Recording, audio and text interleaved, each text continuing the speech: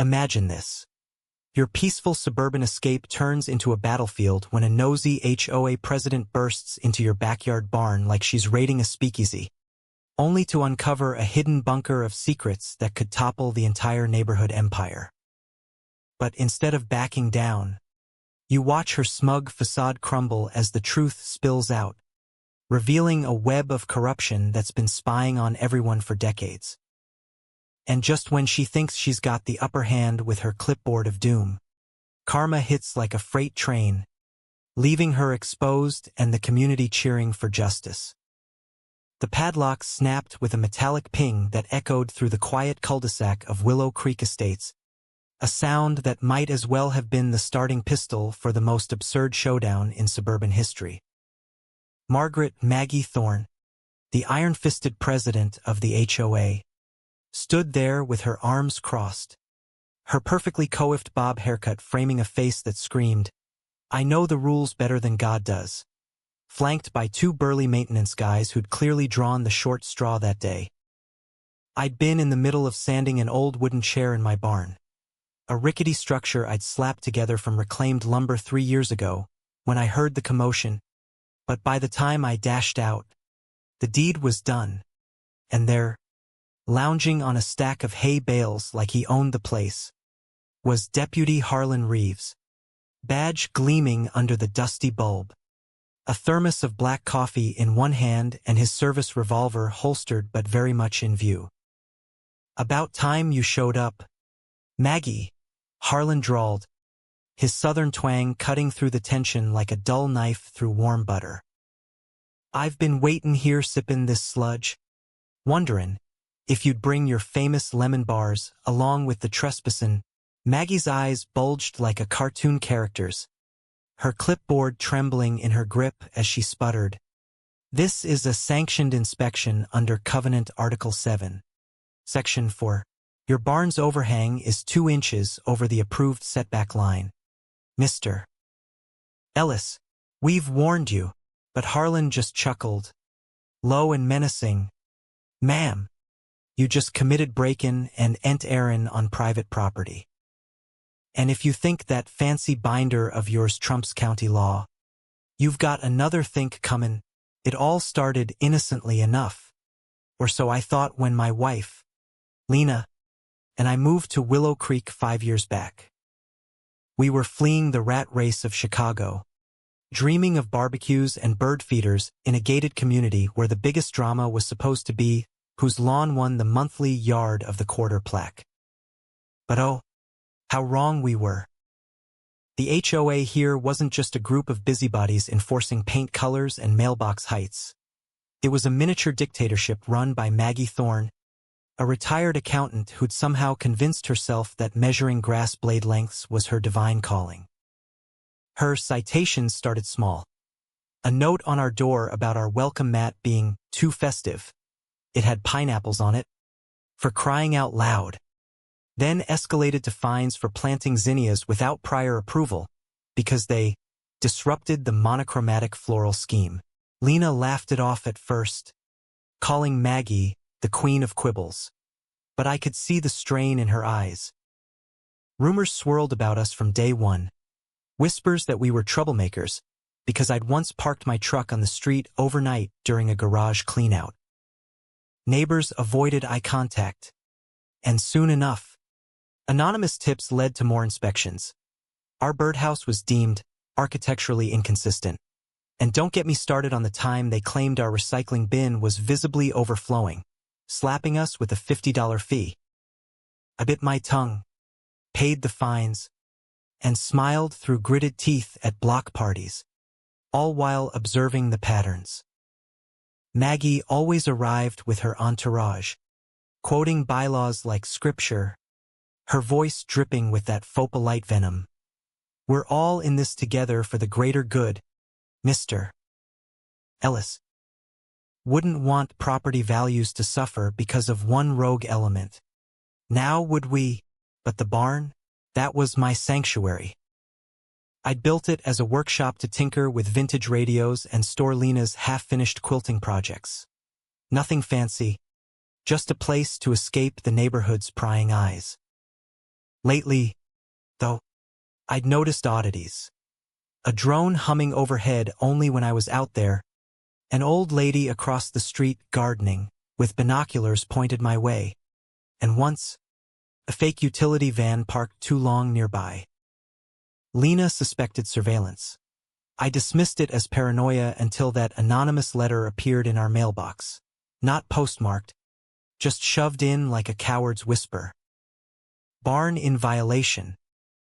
Inspection imminent. Compliance mandatory. I chuckled bitterly, but inside, I was plotting. I called the sheriff's office to report potential harassment, only to get a curt, "Deputy Reeves is handling it." Little did I know, he was already one step ahead, tipped off by an insider leak. As the barn doors swung open that afternoon, the air thickened with Maggie's indignation. "This is outrageous.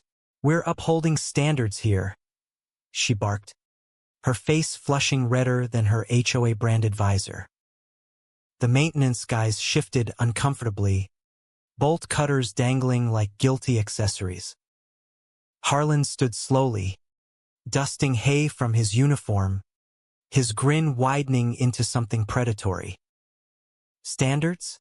Like the one where you authorize cuttin' locks without a warrant? Sit tight. Folks, this barn's part of an active inquiry." Maggie's mouth opened and closed like a fish on dry land, her usual composure cracking as one of her board members, a weaselly guy named Chet, whimpered, But the covenant says." Harlan cut him off with a wave. "Covenant don't mean squat when you're tamperin' with evidence. Now, who's got the keys to those golf carts? We're all talking a little ride downtown." Lena pulled up in our old Subaru just then, tires kicking up gravel as she hopped out, her eyes flashing with that mix of fury and curiosity I'd fallen for back in college. "What in the fresh hell is going on here?" she demanded, zeroing in on Maggie like a laser. Harlan tipped his hat. "Ma'am, glad you're here. Take a gander at your floor." We all peered down at the sawdust-strewn planks, and sure enough, Harlan's boot had scuffed away enough to reveal a faint outline, a trapdoor, seamless as if it had been there since the property's founding. "I didn't install that," I muttered, heart pounding. Harlan handed me a pry bar from his belt. "Then let's pop the hood and see what's cookin'. The lid creaked open with a groan that sent chills up my spine, releasing a whiff of stale air mixed with something sharper, electronics. Maybe, or old film reels. Narrow stairs led down into darkness, and Harlan descended first, flashlight beams slicing through the gloom. I followed, reluctance warring with intrigue, while Lena kept watch topside, shooting daggers at Maggie, who was now frantically texting on her phone, murmuring, "This is a misunderstanding. We'll sue for obstruction." Down below, the space unfolded into a makeshift bunker. Metal shelves lined with dusty binders, crates of what looked like outdated tech, and in the corner, a tarp-covered mound. Harlan yanked it off, revealing towers of VHS tapes, each meticulously labeled Willow Creek 1995 to 112 Maple Drive, surveillance log 2001, resident non-compliance. My stomach dropped. That address. That's the Johnsons' place. But they didn't move in till '05. Harlan's face hardened. "Exactly. This ain't about your zinnias, Ellis. You bought more than a house. You got a front row seat to the neighborhood's dirty laundry." Upstairs, Maggie's protests grew shrill. "You have no right. This is private community business." Harlan climbed back up, dusting his hands. "Private? You just busted into it. Cuff 'em. Boys, trespassing, vandalism, and tamperin." As deputies arrived, Harlan had called backup discreetly. Maggie wailed.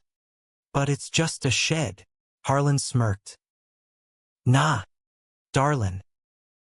It's a time capsule of sins.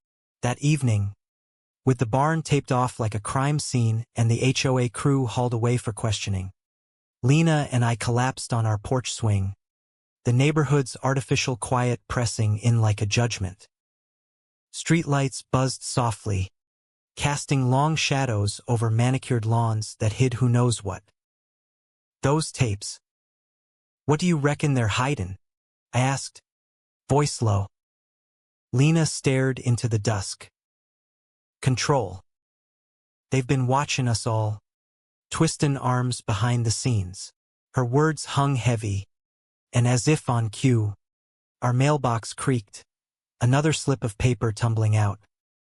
I retrieved it. Failure to maintain secure premises. Code 5.2b. Fines pending.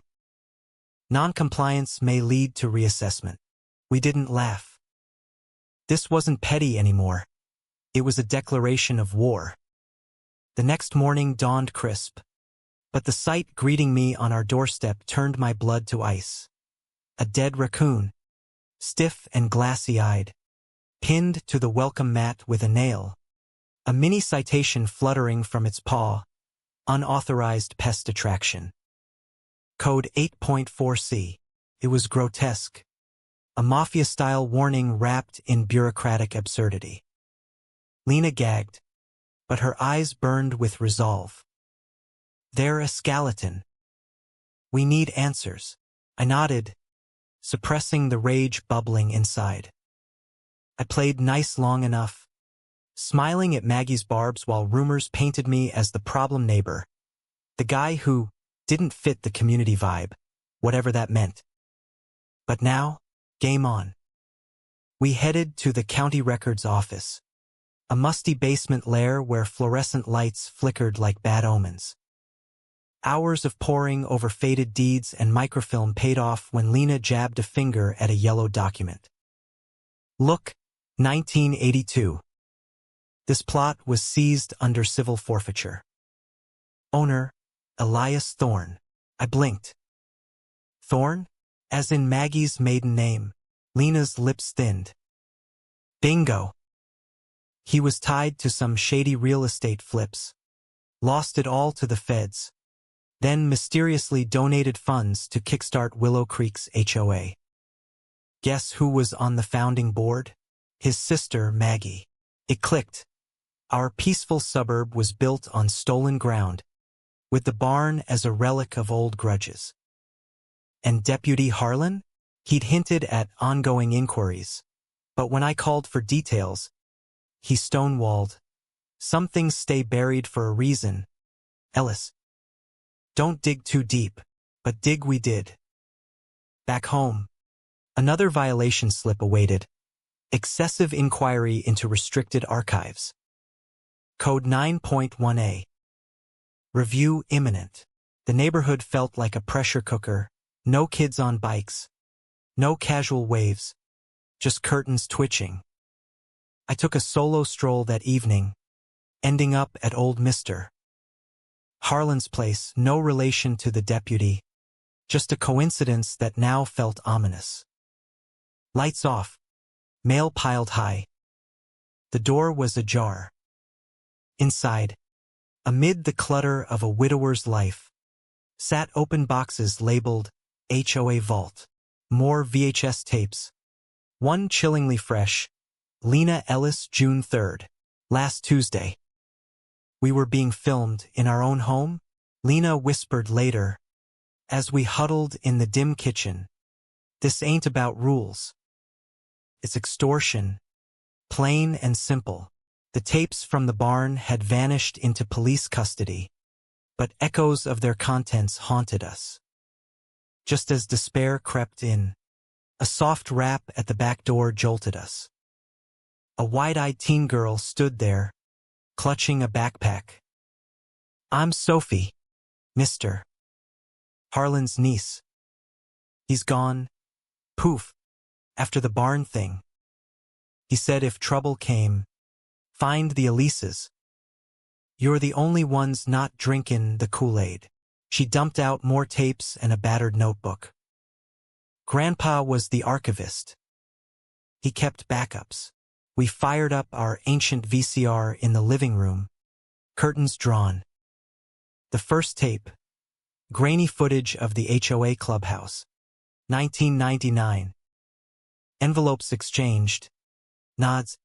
A resident led away in zip ties, not by cops, but by Maggie and her cronies. Her voice on audio. Sign the deed transfer, or those photos of your indiscretions go public. Leverage. Blackmail. Another clip.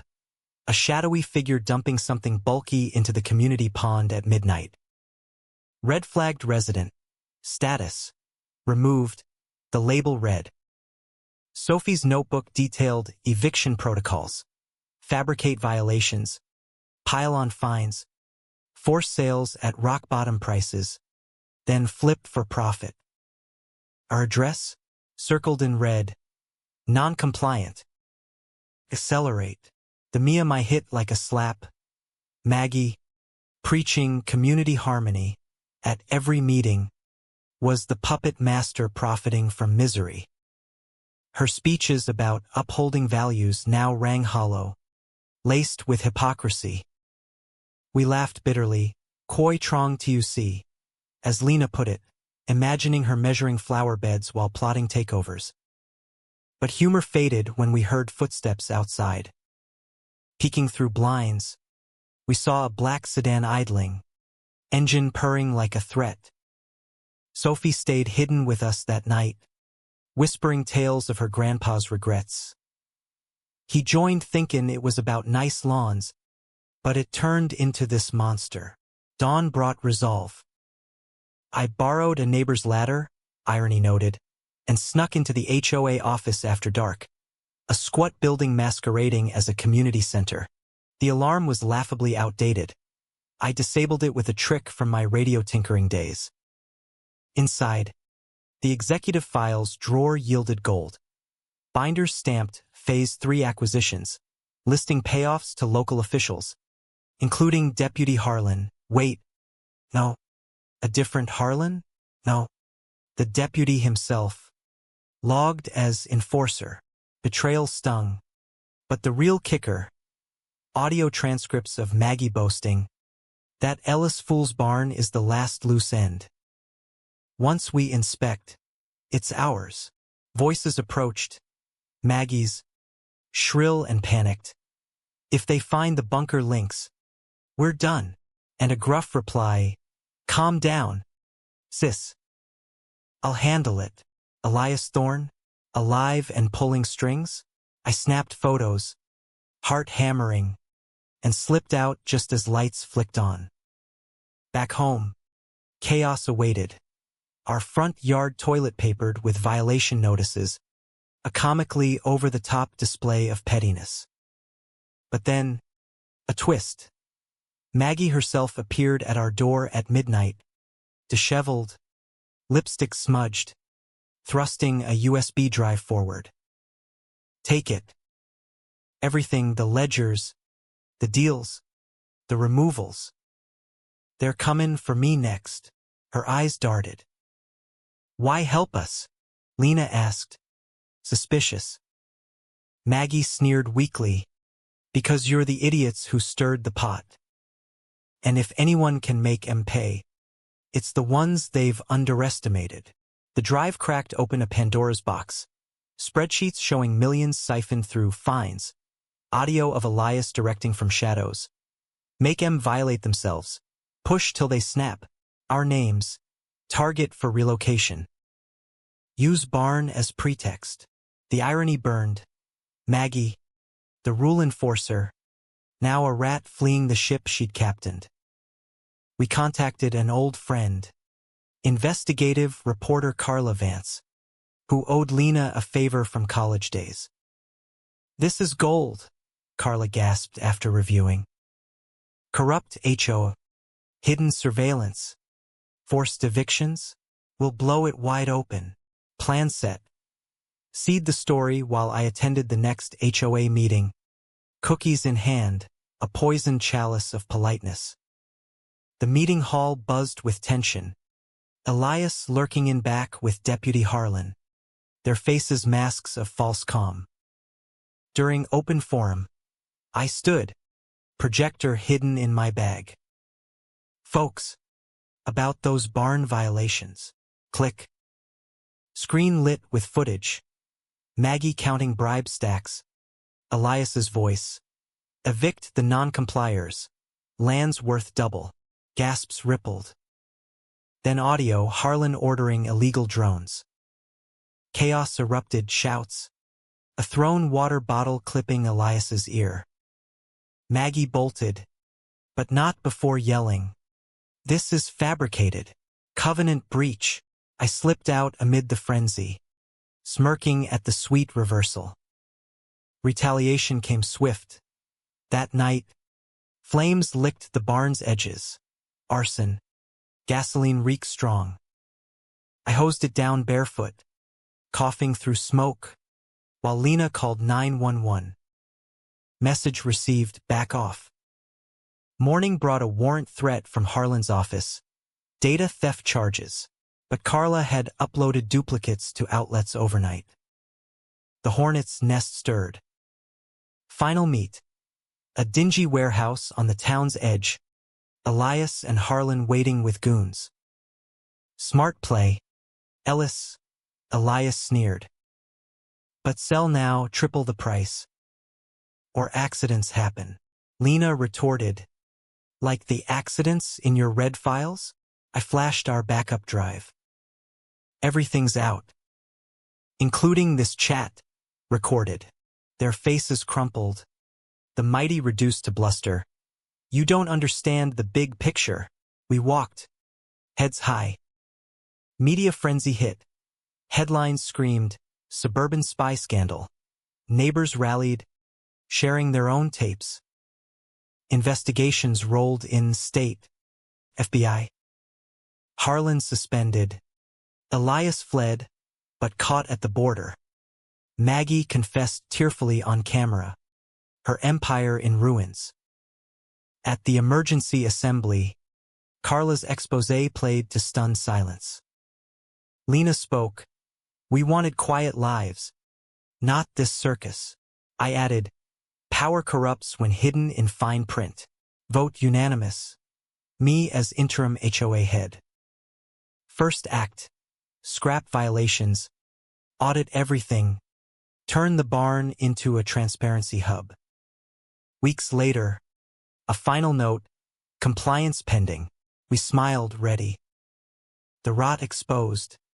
Lawns a bit wilder, but freer. So, tell me, if your nosy neighbor turned out to be running a secret surveillance ring under the guise of community standards, would you have played along quietly, or fought back knowing it could burn everything down? And is it ever truly right to weaponize rules for personal gain? Even if it keeps the neighborhood perfect?